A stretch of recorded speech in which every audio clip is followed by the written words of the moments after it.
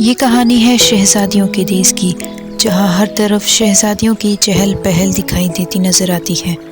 इसी देश में 3 शहज़ादियाँ आपस में गहरी सहेलियाँ थीं।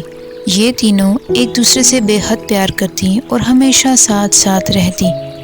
एक शाम वो सब बागीचे में बैठी किसी खेल में मसरूफ़ थी कि अचानक एक खूबसूरत परिंदा उनसे कुछ फासले पर आ गिरा।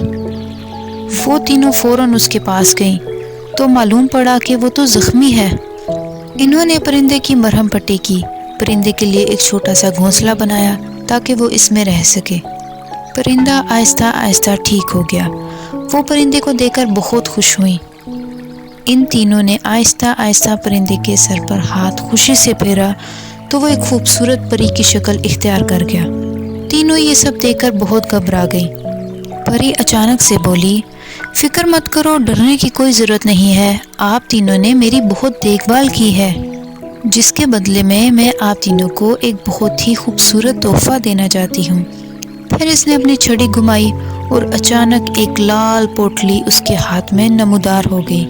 जब परी ने उस पोटली को खोला तो इसमें से 3 हीरे की चमकती दमकती अंगूठियाँ निकली, जो इसने तीनों में तकसीम कर दी और बोली कि जब कभी तुम तीनों में से किसी पर भी मुसीबत आए या कभी मेरी मदद की ज़रूरत पड़े तो ये अंगूठी मुट्ठी में दबाकर बंद कर लेना।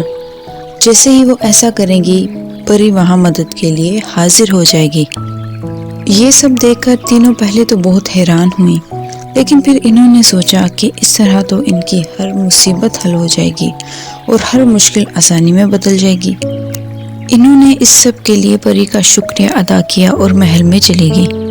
दिन यूं ही गुजरते गए और देखते ही देखते तीनों जवान हो गई। इनके वालिदैन को इनकी शादी की फिक्र सताने लगी, और फिक्र क्यों ना होती, इनके मुल्क का रिवाज था कि जैसे ही लड़की 21 साल की हो जाए तो फ़ौरन उसकी शादी कर दो, और अगर लड़के की 21 साल की उम्र तक शादी ना हो सके